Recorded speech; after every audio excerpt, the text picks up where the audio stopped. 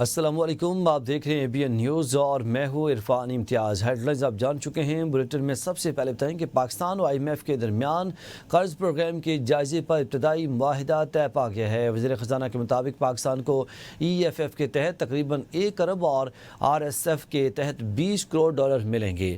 پاکستان کو EFF کے تحت تقریباً 1 ارب ڈالر ملیں گے۔ پاکستان کو EFF کے تحت تقریباً 1 ارب اور RSF کے تحت 20 کروڑ ڈالر ملیں گے۔ پاکستان اور IMF کے درمیان قرض پروگرام کا جائزے پر ابتدائی معاہدہ طے پا گیا ہے۔ پاکستان کو EFF کے تحت تقریباً 1 ارب ڈالر ملیں گے۔ IMF کے مطابق پاکستان اور IMF کے درمیان قرض پروگرام کا جائزے پر ابتدائی معاہدہ طے پا گیا ہے اور RSF کے تحت 20 کروڑ ڈالر ملیں گے۔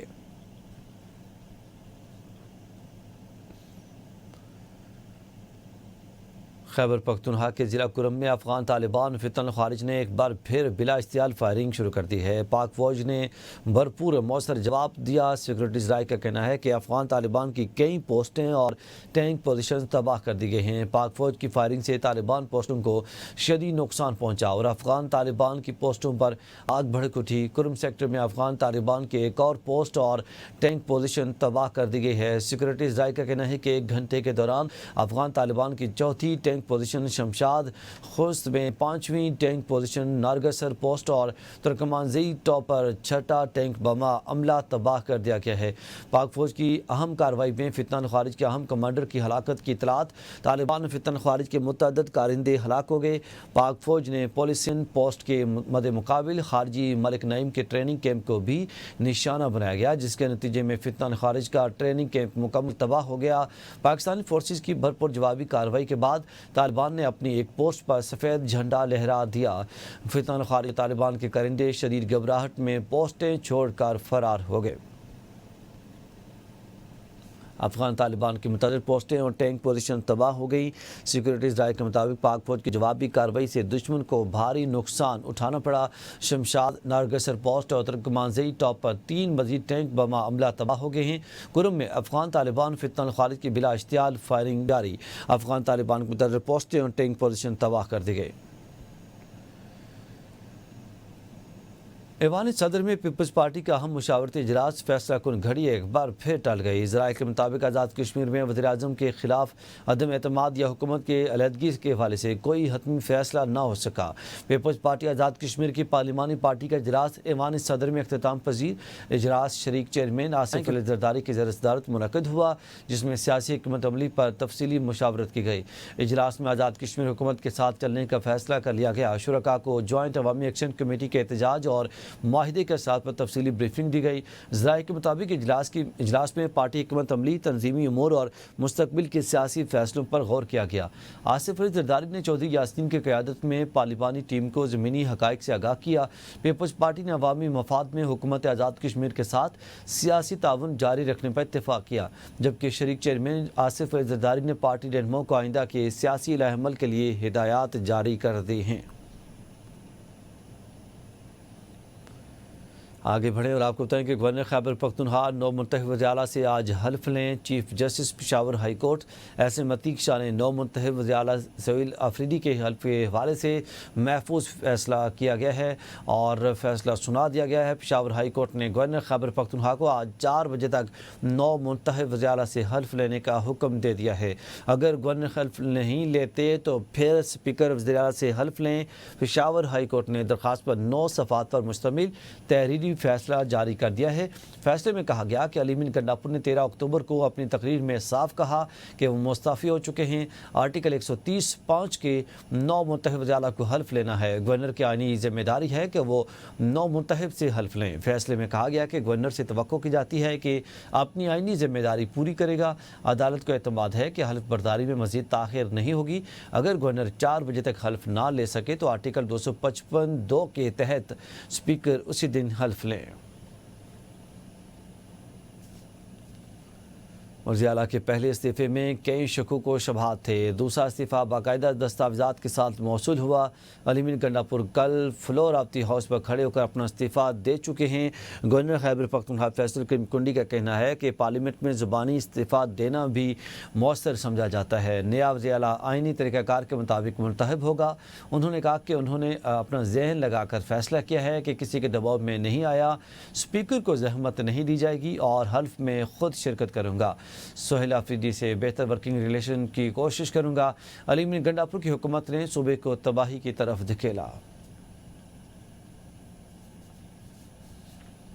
وزیر اعلیٰ سندھ گورنر کے لیے جہاز فراہم کریں تاکہ وہ فوری طور پر خیبر پختونخوا جائیں۔ بلاول بھٹو کی ہدایت، کہا گورنر کو اپنے صوبے میں ہونا چاہیے تھا۔ گورنر خیبر پختونخوا کو آئین و قانون کے مطابق اپنی ذمہ داری ادا کرنی چاہیے، عدالتی حکم پر عمل کیا جائے۔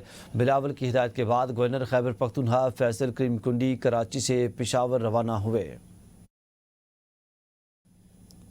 پشاور ہائی کورٹ کا فیصلہ آئین کی فتح ہے۔ گورنر کی جانب سے حلف نہ لینے کی صورت میں اسپیکر اسمبلی کی نامزدگی آئینی تسلسل کا بہترین حل ہے۔ علی امین گنڈاپور کہتے ہیں کہ عدالت کا فیصلہ بانی پی ٹی اے کے ویژن کی عکاسی کرتا ہے جو انصاف، آئینی بالادستی اور عوامی حق حکمرانی پر مبنی ہے۔ علی امین گنڈاپور نے کہا کہ بانی پی ٹی اے کے ساتھ کھڑے ہیں، ان کے مشن کو ہر صورت میں آگے بڑھایا جائے گا۔ انہوں نے کہا کہ بانی پی ٹی اے کی رہائی کے لیے ہر آئینی اور قانونی راستہ اختیار کیا جائے گا۔ ناظرین، آئین و قانون کے مطابق ہمارا جو حق تھا وہ عدالت نے دیا۔ پی ٹی آئی کے صوبائی صدر جنید اکبر کہتے ہیں کہ آج 4 بجے نئے منتخب وزیر اعلیٰ حلف لیں گے۔ اگر گورنر نے حلف نہ لیا تو اسپیکر حلف لیں گے۔ اسد قیصر بولے کہ جمہوریت کی فتح ہوئی ہے۔ پشاور ہائی کورٹ نے انصاف کا ساتھ دیا، جرأت مندانہ فیصلہ سنایا۔ اگر عدالتیں ایسے فیصلے دیں تو قوم ان کے ساتھ کھڑی ہوگی۔ خیبر پختونخوا اس وقت جنگی صورتحال میں ہے، سب جماعتوں کو ساتھ دینا ہوگا۔ صوبے کو بحران سے نکالنے کے لیے تمام سیاسی قوتوں کو متحد ہونا چاہیے۔ یہ کسی ایک پارٹی کا کام نہیں، ہم سب کی مشترکہ ذمہ داری ہے۔ خیبر پختونخوا بانی و تحریک انصاف کا صوبہ ہے، ہم سب مل کر صوبے میں امن و ترقی کی نئی سوچ کو آگے بڑھائیں گے۔ چاہتے ہیں کہ ہم کو ایسے کام، جو لوگ چاہتے ہیں کہ ہمارا جو آئینی اور قانونی چیف منسٹر بنائے، اس کے لیے رکاوٹ ہی کھڑے کر دے۔ تو میں آج بھی آپ سے یہ اپیل کرتا ہوں کہ کسی ایسے غیر جمہوری کام کا حصہ نہ بنے۔ اتنی جرت سے فیصلے دیتی ہیں تو پوری قوم اس کے ساتھ کھڑی ہوگی۔ یہاں ہم حالت جنگ میں ہیں، ہم سب نے اس حالت سے نکالنے کے لیے ایک دوسرے کا ساتھ دینا ہے۔ یہ کسی ایک پارٹی کا، یہ صرف ایک پارٹی نہیں کر سکتی، اور ہماری خواہش ہوگی کہ اگر اس امن کے لیے آپ کی جو تجاویز ہوں گی، ہم آپ کی تجاویز کو ویلکم کریں گے۔ اب بات کریں سیکرٹری خارجہ کی اسلام آباد میں غیر ملکی سفیروں کو پاک افغان سرحدی صورتحال پر بریفنگ۔ پاک افغان سرحد پر حالیہ پیش رفت سے سفارتکاروں کو تفصیلی طور پر آگاہ کیا گیا۔ سیکرٹری خارجہ نے کہا کہ پاکستان پرامن اور مستحکم افغانستان کا خواہاں ہے۔ انہوں نے کہا کہ سرحدی معاملات باہمی احترام اور سفارتی ذرائع سے حل ہونے چاہیے۔ پاکستان کی جانب سے مطالبہ کیا گیا کہ افغانستان میں دہشت گرد عناصر کی موجودگی پر عالمی برادری نوٹس لے۔ امیر جے مولانا فضل الرحمان کے کنونشن سینٹر اسلام آباد میں میڈیا سے گفتگو، کہتے ہیں کہ ماضی میں بھی پاکستان اور افغانستان کے درمیان کشیدگی کم کرنے میں کردار ادا کیا تھا، اب بھی کر سکتا ہوں۔ افغان قیادت سے رابطے بھی ہوئے ہیں اور وہ معاملات کو افہام و تفہیم سے حل کرنا چاہتے ہیں۔ پاک افغان جنگ بندی تو ہو گئی، اب زبان بندی بھی ہونی چاہیے۔ سوشل میڈیا سمیت ہر جگہ دونوں ممالک کو اشتعال کے بجائے معاملات کو ٹھنڈا کرنے کی کوشش کرنی چاہیے۔ وقت گزرنے کے ساتھ ساتھ اس طرح جنگ بندی بھی ہو گئی ہے، تو میں سوچتا ہوں کہ اب زبان بندی بھی ہونی چاہیے۔ ایک دوسرے کے خلاف پروپیگنڈا اور سوشل میڈیا کو استعمال کرنا، بیان بازیاں کرنا، اس سے بھی اگر ہم رک جائیں تو ایک ماحول بن جائے گا کہ ہم باہمی رابطوں کے ذریعے سے مسئلے کو حل کریں۔ ہمیں بنیادی طور پر سوچنا چاہیے کہ پاکستان اور افغانستان ایک دوسرے کے لیے کتنا ضروری ہے۔ کیا مغربی محاذ کھولنا یہ ایک بہترین جنگی حکمت عملی ہے؟ کیا یہ ریاست کے لیے مفید راستہ ہے؟ ان سارے عوامل کو دیکھ کر ہمیں پاکستان کی حفاظت اور سلامتی کو اول رکھنا چاہیے۔ میں یہ کوشش کروں گا کہ دونوں ممالک وہ رابطے میں آ جائیں اور بات چیت کے ذریعے سے اپنے ایک دوسرے کی شکایات کو دور کریں اور ایک مستقل دوست پڑوسی کی طرح رہنے کا عہد کریں۔ برطانیہ میں گزشتہ 27 برس سے ہر سال اکتوبر کے مہینے میں نیشنل کری ویک منایا جاتا ہے۔ ایک ہفتے تک جاری رہنے والے اس ایونٹ میں پاکستانی، انڈین اور دیگر جنوبی ایشیائی کھانے پکانے کے لیے مقابلے کیے جاتے ہیں۔ اس سال برٹش پاکستانی فوڈ انفلوئنسر ثانیہ عمران نے 5 میں سے 4 راؤنڈز جیت کر نیشنل کری ویک کی ٹرافی اپنے نام کر لی ہے۔ ثانیہ عمران کا کہنا تھا کہ برطانیہ میں پاکستانی کھانے بہت مشہور ہیں اور وہ پہلی پاکستانی خاتون ہیں جنہوں نے یہ مقابلہ جیتا۔ ثانیہ عمران نے بتایا کہ مقابلہ جیتنے پر انہیں ٹرافی کے ساتھ 1000 پاؤنڈز بھی دیے گئے جو انہوں نے بچوں کے ہسپتالوں کے لیے کام کرنے والے رفاعی گریٹ آرمنٹ اسٹریٹ کو عطیہ کر دیے ہیں۔ لندن کے مشہور ٹرافلگر اسکوائر میں دیوالی کا رنگا رنگ میلہ روشنیوں اور خوشیوں کا تہوار بھرپور جوش و خروش سے منایا گیا، جس میں measure of London Sadiq Khan نے خصوصی شرکت کی۔ تفصیلات بتا رہے ہیں بیورو چیف ساجد عزیز اپنی اس رپورٹ میں۔ لندن میں 24واں سالانہ دیوالی فیسٹیول بھرپور جوش و جذبے سے منایا گیا۔ سینٹرل لندن میں سجائے جانے والے اس میلے میں کثیر تعداد میں لوگوں نے شرکت کی۔ دیوالی کے میلے میں مہمان خصوصی لندن کے میئر صادق خان تھے۔ فیسٹیول دوپہر 2 بجے سے رات 8 بجے تک جاری رہا، جس میں ہزاروں مرد، خواتین اور بچوں نے شرکت کی۔ میلے میں کھانے پینے کے درجنوں سٹالز لگائے گئے تھے جہاں لوگوں کا جمع غفیر دیکھا گیا۔ شرکاء نے روایتی موسیقی اور ڈانس پرفارمنسز سے خوب لطف اٹھایا۔ اپنے خطاب میں میئر لندن صادق خان نے کمیونٹیز کو دیوالی کی مبارکباد پیش کی۔ It's wonderful to be here in Trafalgar Square celebrating Diwali in the square. We celebrate Eid in the square, Vaisakhi in the square. We celebrate Christmas and Hanukkah, and it's really important we bring London's diverse communities together. ABN news سے خصوصی گفتگو میں measure of London Sadiq Khan کا کہنا تھا کہ London ایک ایسا شہر ہے جہاں ہر مذہب، رنگ اور نسل کے لوگ امن اور محبت کے ساتھ رہتے ہیں۔ ان کا کہنا تھا کہ لندن میں عید، دیوالی اور دیگر تمام تہوار بھرپور جوش و جذبے سے منائے جاتے ہیں۔ کیمرامین طارق خان کے ساتھ Sajid Aziz, bureau chief, ABN news, London.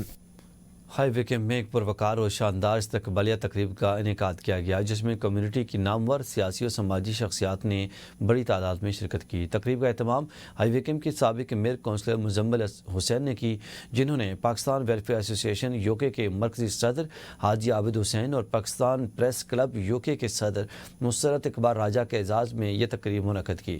تقریب کے مہمان خصوصی آزاد کشمیر کے سابق وزیر مسعود خالد تھے، جبکہ بطور چیف گیسٹ IG ریٹائرڈ سردار فہیم عباسی نے شرکت کی۔ بیورو چیف ساجد عزیز کی یہ رپورٹ دیکھیے۔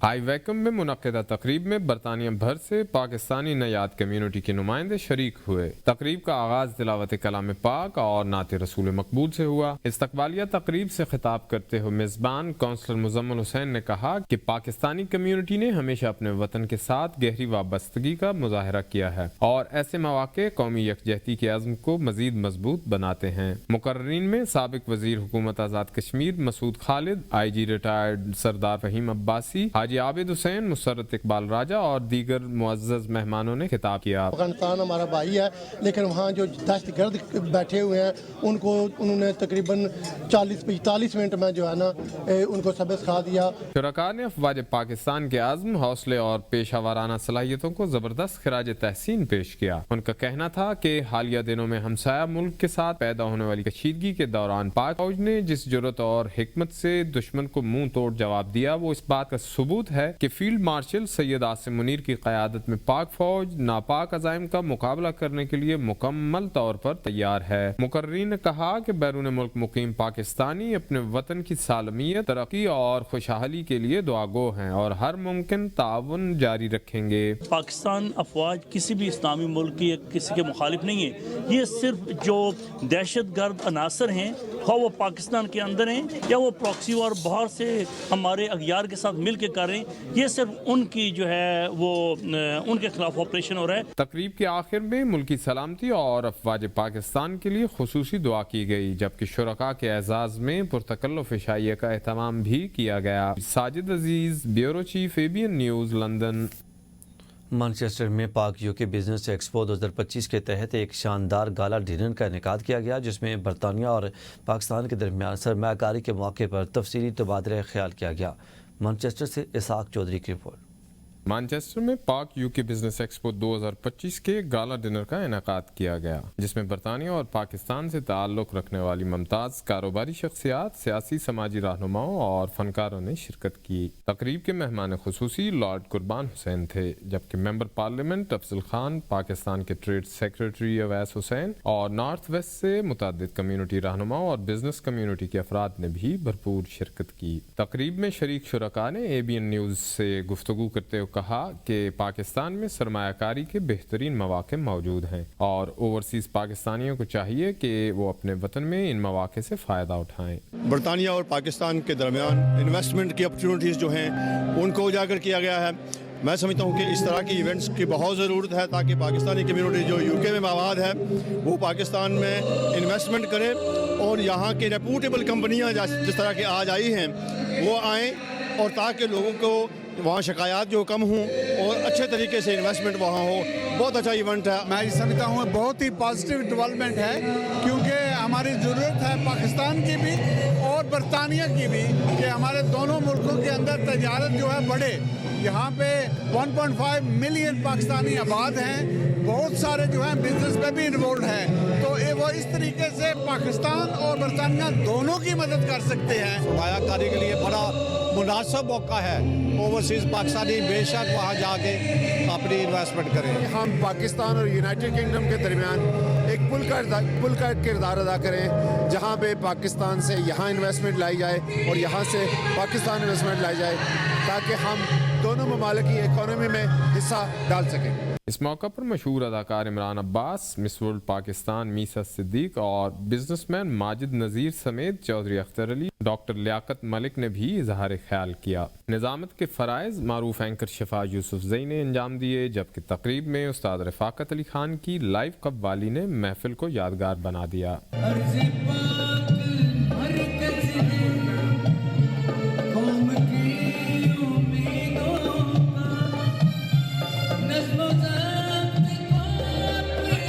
تقریب کو consulate general of Pakistan Manchester کی معاونت حاصل تھی اور شرکاء نے اسے ایک کامیاب اور خوشگوار نیٹ ورکنگ ایونٹ قرار دیا۔ ساتھی رپورٹر اظہر راجہ کے ساتھ Ishaq Chaudhry, ABN news, Manchester.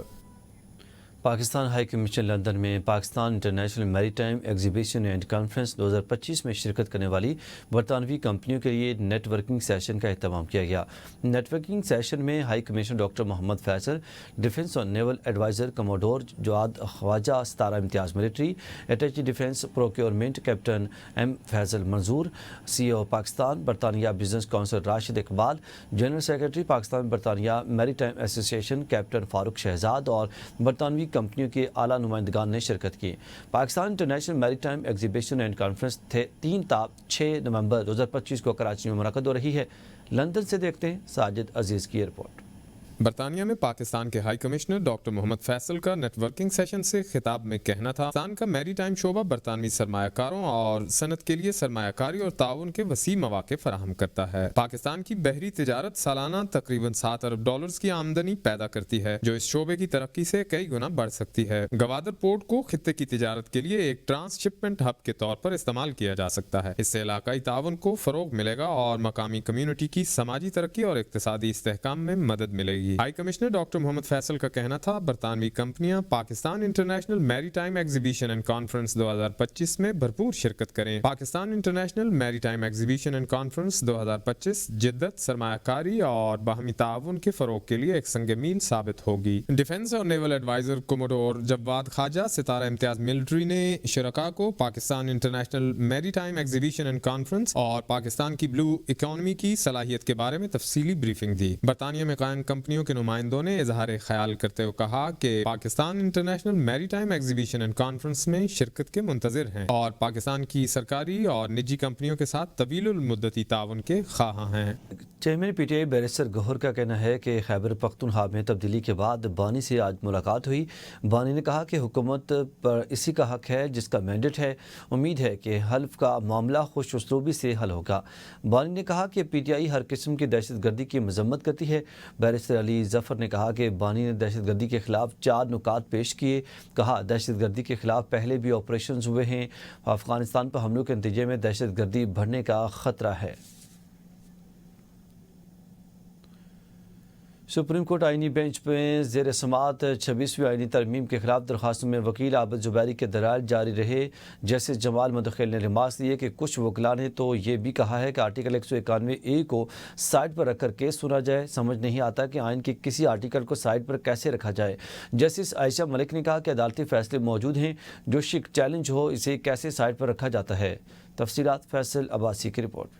Supreme court के जस्टिस अमीनुद्दीन खान की सरबराही में 8 रुकनी आईनी बेंच ने 26वीं आईनी तरमीम के खिलाफ दरख्वास्तों पर समाअत की। समाअत के आगाज पर जस्टिस अमीनुद्दीन ने रिमार्क्स दिए, इंटरनेट का मसला है, लाइव स्ट्रीमिंग नहीं हो सकेगी, लिंक डाउन है। दौरान समाअत सुप्रीम कोर्ट के साबिक सदूर के वकील आबिद जुबैरी ने दलाइल जारी रखते हुए मुख्तलिफ अदालती फैसलों का हवाला दिया और मौक़िफ़ इख्तियार किया कि पार्टी जज पर एतराज नहीं कर सकती। मुकदमा सुनने न सुनने का इख्तियार जज के पास है। आईनी तरमीम से पहले मौजूद जजेस पर मुश्तमिल फुल कोर्ट बनाया जाए। जस्टिस जमाल मंदखेल ने रिमार्क्स दिए, एक जानिब आप कहते हैं फुल कोर्ट बनाएं, दूसरी तरफ कहते हैं सिर्फ 16 जजेस केस सुने। पहले अपनी इस्तदात वाज़े करें कि है क्या। आबिद जुबैरी की जानिब से प्रैक्टिस एंड प्रोसीजर केस के फैसले का हवाला देते हुए मौक़िफ़ इख्तियार किया गया कि मौजूद 8 रुकनी बेंच में हमें अपील का हक नहीं मिलेगा। जस्टिस आयशा मलिक ने रिमार्क्स दिए कि अपील का हक देना या न देना अब जुडिशल कमीशन के हाथ में आ गया है। जुडिशल कमीशन चाहे तो इजाफी जजेस नामजद करके अपील का हक दे सकता है। जुडिशल कमीशन की मर्जी न हुई तो अपील का हक छीना भी जा सकता है। वकील आबिद जुबैरी ने कहा कि सुप्रीम कोर्ट रूल 2025 मौजूद है, जिसका नोटिफिकेशन जारी हो चुका है। सुप्रीम कोर्ट रूल के आर्डर 11 के मुताबिक कमेटी बेंचेस बनाएगी।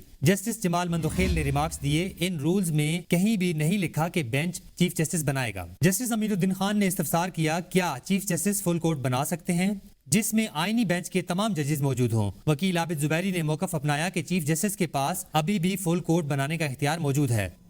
मज़ीद अपडेट्स के लिए देखते रहिए ABN न्यूज़।